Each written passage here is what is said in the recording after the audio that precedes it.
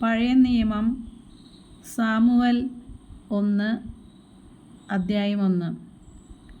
സാമുവലിൻ്റെ ജനനം. എഫ്രായിം മലനാട്ടിലെ റാമാത്തയിമിൽ സൂഫ് വംശജനായ എൽക്കാന എന്നൊരാളുണ്ടായിരുന്നു. അവൻ്റെ പിതാവ് യെറോഹാം ആയിരുന്നു. യെറോഹാം എലീഹുവിൻ്റെയും എലീഹു തോഹുവിൻ്റെയും തോഹു എഫ്രായിംകാരനായ സൂഫിൻ്റെയും പുത്രനായിരുന്നു. എൽക്കാനയ്ക്ക് 2 ഭാര്യമാരുണ്ടായിരുന്നു, ഹന്നായും പെനീന്നായും. പെനീന്നായ്ക്ക് മക്കളുണ്ടായിരുന്നു, ഹന്നയ്ക്കാകട്ടെ മക്കളില്ലായിരുന്നു. എൽക്കാന സൈന്യങ്ങളുടെ കർത്താവിനെ ആരാധിക്കാനും അവിടത്തേക്ക് ബലിയർപ്പിക്കാനുമായി വർഷം തോറും തൻ്റെ പട്ടണത്തിൽ നിന്ന് ഷീലോയിലേക്ക് പോകുമായിരുന്നു. ഏലിയുടെ പുത്രന്മാരായ ഹോഫ്നിയും ഫിനെഹാസുമായിരുന്നു അവിടെ കർത്താവിൻ്റെ പുരോഹിതന്മാർ.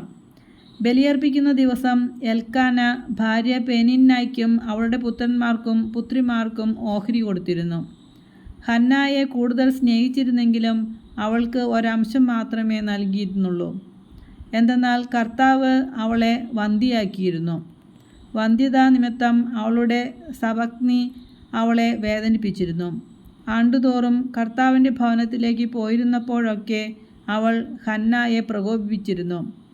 അതിനാൽ ഹന്ന കരയുകയും ഭക്ഷണം കഴിക്കാതിരിക്കുകയും ചെയ്തു. ഭർത്താവായ എൽക്കാന അവളോട് ചോദിച്ചു, ഹന്ന, എന്തിനാണ് നീ കരയുകയും ഭക്ഷിക്കാതിരിക്കുകയും ചെയ്യുന്നത്? എന്തിനു ദുഃഖിക്കുന്നു? ഞാൻ നിനക്ക് 10 പുത്രന്മാരിലും ഉപരിയല്ലേ? ഷീലോയിൽ വെച്ച് അവർ ഭക്ഷിക്കുകയും പാനം ചെയ്യുകയും ചെയ്തതിനു ശേഷം ഹന്ന എഴുന്നേറ്റ് കർത്താവിൻ്റെ സന്നിധിയിൽ ചെന്നു. പുരോഹിതനായ ഏലി ദേവാലയത്തിൻ്റെ വാതിൽപ്പടിക്ക് സമീപം ഒരു പീഠത്തിൽ ഇരിക്കുകയായിരുന്നു. അവൾ കർത്താവിനോട് ഹൃദയം നൊന്ത് കരഞ്ഞു പ്രാർത്ഥിച്ചു. അവൾ ഒരു നേർച്ച നേർന്നു. സൈന്യങ്ങളുടെ കർത്താവേ, ഈ ദാസിയുടെ സങ്കടം കണ്ട് അങ്ങ് എന്നെ അനുസ്മരിക്കണമേ. അങ്ങയുടെ ദാസിയെ വിസ്മരിക്കരുതേ. എനിക്കൊരു പുത്രനെ നൽകിയാൽ അവൻ്റെ ജീവിതകാലം മുഴുവൻ അവനെ ഞാൻ അങ്ങേക്ക് പ്രതിഷ്ഠിക്കും. അവൻ്റെ ശിരസിൽ ക്ഷൗരക്കത്തി സ്പർശിക്കുകയില്ല. ഹന്ന ദൈവസന്നിധിയിൽ പ്രാർത്ഥിച്ചു കൊണ്ടിരിക്കവേ ഏലി അവളെ ശ്രദ്ധിച്ചുകൊണ്ടിരുന്നു. അവൾ ഹൃദയത്തിൽ സംസാരിക്കുകയായിരുന്നു. അധരം മാത്രമേ ചലിച്ചിരുന്നുള്ളൂ, ശബ്ദം പുറത്തു വന്നതുമില്ല. അതിനാൽ അവൾ മദ്യപിച്ചിട്ടുണ്ടെന്ന് ഏലിക്ക് തോന്നി. ഏലി അവളോട് പറഞ്ഞു, എത്ര നേരം നീ ഉന്മത്തയായിരിക്കും? നിന്റെ ലഹരി അവസാനിപ്പിക്കുക. ഹന്ന പ്രതിവചിച്ചു, എൻ്റെ ഗുരു, അങ്ങനെയല്ല.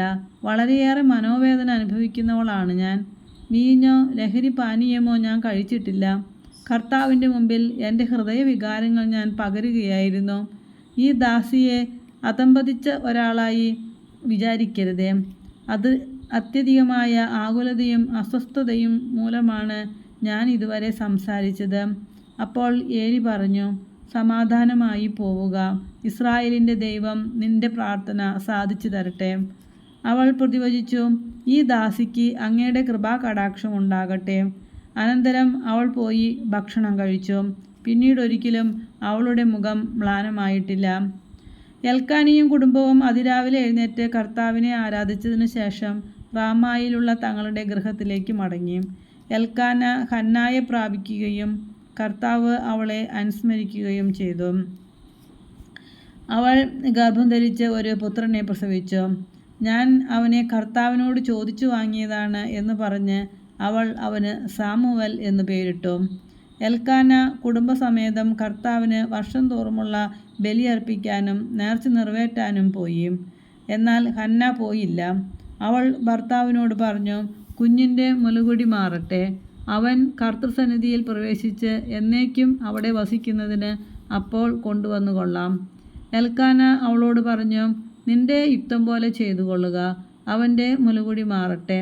കർത്താവിനോടുള്ള വാക്ക് നിറവേറ്റിയാൽ മതി. അങ്ങനെ അവൾ കുഞ്ഞിൻ്റെ മുലകുടി മാറുന്നതുവരെ വീട്ടിൽ താമസിച്ചു. പിന്നീട് 3 വയസ്സുള്ള ഒരു കാളക്കുട്ടി, ഒരു ഏഫ മാവ്, ഒരു കുടം വീഞ്ഞ് എന്നിവയോടുകൂടെ അവൾ അവനെ ഷീലോയിൽ കർത്താവിൻ്റെ ആലയത്തിലേക്ക് കൊണ്ടുവന്നു. സാമുവൽ അപ്പോൾ ബാലനായിരുന്നു. അവർ കാളക്കുട്ടിയെ ബലിയർപ്പിച്ചു.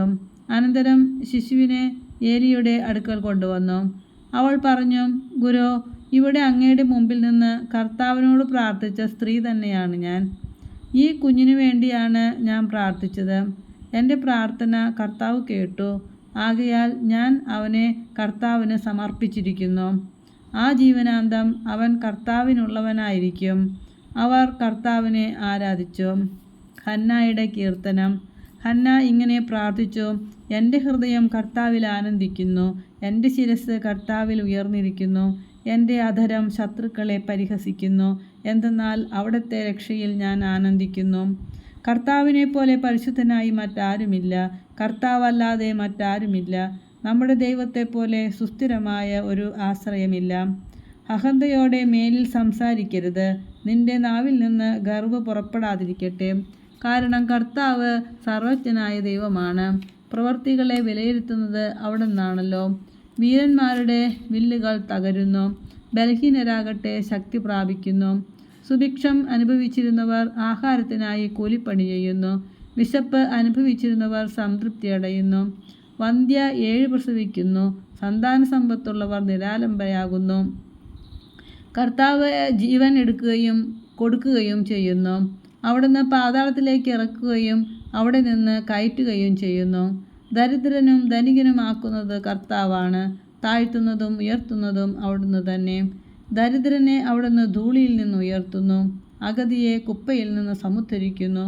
അങ്ങനെ അവരെ പ്രഭുക്കന്മാരോടൊപ്പം ഇരുത്തി ഉന്നത സ്ഥാനങ്ങൾക്ക് അവകാശികളാക്കുന്നു. ഭൂമിയുടെ അടിത്തൂണുകൾ കർത്താവിൻ്റേതാണ്, അതിന്മേൽ അവിടുന്ന് ലോകത്തെ ഉറപ്പിച്ചിരിക്കുന്നു. തൻ്റെ വിശ്വസ്തരുടെ പാദങ്ങളെ അവിടുന്ന് കാക്കുന്നു. ദുഷ്ടന്മാർ അന്ധകാരത്തിൽ ഉപേക്ഷിക്കപ്പെടുന്നു, ശക്തിയാൽ ആരും പ്രബലനാകുന്നില്ല. കർത്താവ് പ്രതിയോഗികളെ ഛിന്നഭിന്നമാക്കുന്നു, അവർക്കെതിരെ ആകാശത്തിൽ ഇടിമുഴക്കുന്നു. അവിടുന്ന് ഭൂമിയെ വിധിക്കും, തൻ്റെ രാജാവിന് ശക്തി കൊടുക്കും, തൻ്റെ അഭിഷിക്തൻ്റെ ശിരസ് ഉയരുമാറാക്കും. അനന്തരം എൽക്കാന റാമായിലുള്ള തൻ്റെ ഭവനത്തിലേക്ക് മടങ്ങി. ബാലനായ സാമുവലാകട്ടെ പുരോഹിതനായ ഏലിയുടെ സാന്നിധ്യത്തിൽ കർത്താവിന് ശുശ്രൂഷ ചെയ്ത് പോന്നു. ഏലിയുടെ പുത്രന്മാർ ദുർമാർഗികളും കർത്താവിനെ ബഹുമാനിക്കാത്തവരുമായിരുന്നു. ജനങ്ങളിൽ നിന്ന് പുരോഹിതന്മാർക്ക് ലഭിക്കേണ്ട വിഹിതത്തെ സംബന്ധിക്കുന്ന നിയമം അവർ മാനിച്ചില്ല. ആരെങ്കിലും ബലിയർപ്പിച്ച മാംസം പാകം ചെയ്യുമ്പോൾ പുരോഹിതൻ്റെ ഭൃത്യൻ പാത്രത്തിൽ മുപ്പല്ലി കൊണ്ട് കുത്തി അതിൽ കിട്ടുന്നത് മുഴുവൻ പുരോഹിതനു വേണ്ടി എടുത്തിരുന്നു. ഷീലോയിൽ വന്നിരുന്ന ഇസ്രായേൽക്കാരോടെല്ലാം അവർ ഇപ്രകാരമാണ് പ്രവർത്തിച്ചത്. കൂടാതെ മേധസ് ദഹിപ്പിക്കുന്നതിന് മുമ്പ് തന്നെ ബലിയർപ്പിക്കുന്നവനോട് പുരോഹിതൻ്റെ ഭൃത്യൻ വന്നു പറയും: പുരോഹിതനു വേണ്ടി പാകം ചെയ്യാൻ കുറേ മാംസം തരിക. പച്ചമാംസമല്ലാതെ വേവിച്ചത് അദ്ദേഹം സ്വീകരിക്കുകയില്ല. ആദ്യം മേധസ് ദഹിപ്പിക്കട്ടെ, എന്നിട്ട് നിങ്ങൾക്ക് ഇഷ്ടമുള്ളത് എടുക്കാം എന്ന് തടസ്സം പറഞ്ഞാൽ, പോരാ, ഇപ്പോൾ തന്നെ വേണം, അല്ലെങ്കിൽ ഞാൻ ബലം പ്രയോഗിച്ച് എടുക്കും എന്ന് അവൻ മറുപടി പറയുമായിരുന്നു. ഏലിയുടെ പുത്രന്മാരുടെ പാപം ദൈവസന്നിധിയിൽ ഗുരുതരമായി തീർന്നു. അത്ര അശ്രദ്ധയോടെയാണ് അവർ കർത്താവിനുള്ള അർച്ചനയെ വീക്ഷിച്ചത്. ബാലനായ സാമുവേൽ കർത്താവിനെ ശുശ്രൂഷ ചെയ്തു പോന്നു. ചണനൂൽ കൊണ്ടുള്ള ഒരു വിശേഷ വസ്ത്രമാണ് അവൻ ധരിച്ചിരുന്നത്. ബലിയർപ്പിക്കാൻ ഭർത്താവിനോടൊത്ത് വർഷം തോറും പോകുമ്പോൾ അവൻ്റെ അമ്മ ചെറിയ ഉടുപ്പുണ്ടാക്കി അവന് കൊടുത്തിരുന്നു. കർത്താവിനെ സമർപ്പിച്ച ഈ കുട്ടിക്ക് പകരം ഈ സ്ത്രീയിൽ നിന്ന് തന്നെ വേറെ സന്താനങ്ങളെ ദൈവം നൽകട്ടെ എന്ന് എൽക്കാനയെയും ഭാര്യയെയും ഏലി അനുഗ്രഹിച്ചിരുന്നു. പിന്നീട് അവർ വീട്ടിലേക്ക് പോകും. കർത്താവ് ഹന്നായെ കടാക്ഷിച്ചു. അവൾ ഗർഭം ധരിച്ച് 3 പുത്രന്മാരെയും 2 പുത്രിമാരെയും പ്രസവിച്ചു. ബാലനായ സാമുവലാകട്ടെ കർത്താവിൻ്റെ സന്നിധിയിൽ വളർന്നു വന്നു. ഏലി വൃദ്ധനായി. തൻ്റെ പുത്രന്മാർ ഇസ്രായേൽ ജനത്തോട് ചെയ്തിരുന്നതെല്ലാം അവൻ കേട്ടു. സമാഗമ കൂടാരത്തിൻ്റെ പ്രവേശന കവാടത്തിൽ ജോലി ചെയ്തിരുന്ന സ്ത്രീകളോടൊത്ത് അവർ ശയിച്ചിരുന്ന വിവരവും അവൻ അറിഞ്ഞു. അവൻ അവരോട് പറഞ്ഞു: എന്താണ് നിങ്ങൾ ഈ ചെയ്യുന്നത്? നിങ്ങളുടെ ദുഷ്കൃത്യങ്ങളെപ്പറ്റി ഓരോരുത്തർ പറയുന്നത് ഞാൻ കേൾക്കുന്നു. മക്കളെ, മേലാൽ അങ്ങനെ ചെയ്യരുത്. നിങ്ങളെപ്പറ്റി ദൈവജനം പറഞ്ഞ് ഞാൻ കേൾക്കുന്ന കാര്യങ്ങൾ തീരെ നന്നല്ല. മനുഷ്യൻ മനുഷ്യനോട് പാപം ചെയ്താൽ ദൈവം അവനു വേണ്ടി മാധ്യസ്ഥം വഹിക്കും. കർത്താവിനോട് പാപം ചെയ്താൽ ആർ മാധ്യസ്ഥ്യം വഹിക്കും? പക്ഷേ അവർ പിതാവിൻ്റെ വാക്ക് കേട്ടില്ല, കാരണം അവരെ നശിപ്പിക്കാൻ കർത്താവ് നിശ്ചയിച്ചിരുന്നു. ബാലനായ സാമുവലാകട്ടെ കർത്താവിൻ്റെയും മനുഷ്യരുടെയും പ്രീതിയിൽ വളർന്നു വന്നു.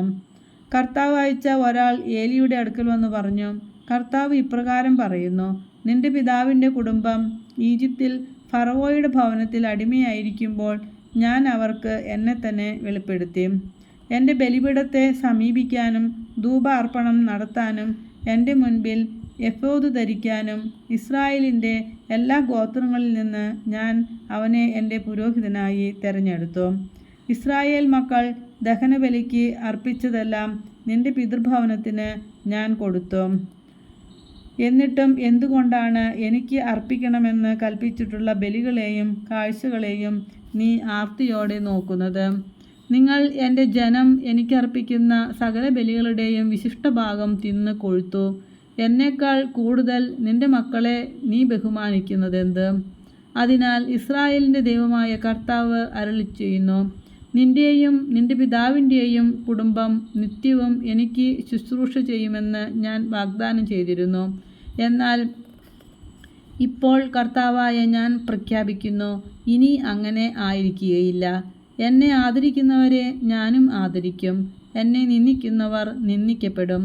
വാർദ്ധക്യത്തിലെത്താൻ ആർക്കും ഇടയാകാത്ത വിധം നിന്റെയും നിന്റെ പിതൃകുടുംബത്തിൻ്റെയും ശക്തി ഞാൻ ക്ഷയിപ്പിക്കുന്ന ദിവസം ഇതാ അടുത്തിരിക്കുന്നു. ഇസ്രായേൽ ജനത്തിൽ മറ്റുള്ളവർക്ക് ഞാൻ നൽകുന്ന അനുഗ്രഹങ്ങൾ കണ്ട് നിങ്ങൾ അസ്വസ്ഥരും അസൂയാലുക്കളുമാകും. പക്ഷേ നിന്റെ കുടുംബത്തിൽ പ്രായം ചെന്നവരായി മേലിൽ ആരും ഉണ്ടാവുകയില്ല. നിങ്ങളിൽ ഒരുവനെ എൻ്റെ ബലിപീഠത്തിൽ നിന്ന് ഞാൻ വിച്ഛേദിക്കുകയില്ല. കണ്ണീരുകൊണ്ട് അവൻ്റെ കാഴ്ച മങ്ങുകയും ഹൃദയം ഉരുകുകയും ചെയ്യും. നിന്റെ സന്താനങ്ങൾ വാളിനിരയാകും. നിന്റെ പുത്രന്മാരായ ഹോഫ്നിയും ഫിനെഹാസും ഒരേ ദിവസം തന്നെ മരിക്കും. ഇത് നിനക്ക് അടയാളമായിരിക്കും. എനിക്ക് വേണ്ടി വിശ്വസ്തനായ ഒരു പുരോഹിതനെ ഞാൻ തിരഞ്ഞെടുക്കും. എൻ്റെ ഹൃദയാഭിലാഷമനുസരിച്ച് അവൻ പ്രവർത്തിക്കും. അവൻ്റെ കുടുംബം ഞാൻ നിലനിർത്തും. എൻ്റെ അഭിഷിക്തൻ്റെ സന്നിധിയിൽ അവൻ നിത്യവും ശുശ്രൂഷ ചെയ്യും. നിന്റെ കുടുംബത്തിൽ അവശേഷിക്കുന്നവരെല്ലാം ഒരു വെള്ളിക്കാശിനും ഒരു കഷണം അപ്പത്തിനു വേണ്ടി അവനോട് യാചിച്ചുകൊണ്ട് പറയും, ഒരു കഷണം അപ്പം ലഭിക്കേണ്ടതിന് എന്നെ ഏതെങ്കിലും ഒരു പുരോഹിത വൃത്തിക്ക് ചേർക്കണമേ. അധ്യായം 3. സാമുവലിനെ വിളിക്കുന്നു. ഏലിയുടെ സാന്നിധ്യത്തിൽ ബാലനായ സാമുവൽ കർത്താവിന് ശുശ്രൂഷ ചെയ്തു പോന്നു. അക്കാലത്ത് കർത്താവിൻ്റെ അരുളപ്പാട് ചുരുക്കമായിട്ടേ ലഭിച്ചിരുന്നുള്ളൂ. ദർശനങ്ങൾ വിരളമായിരുന്നു.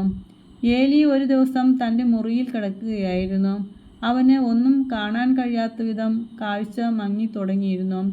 ദൈവത്തിൻ്റെ മുൻപിലെ ദീപം അണഞ്ഞിരുന്നില്ല.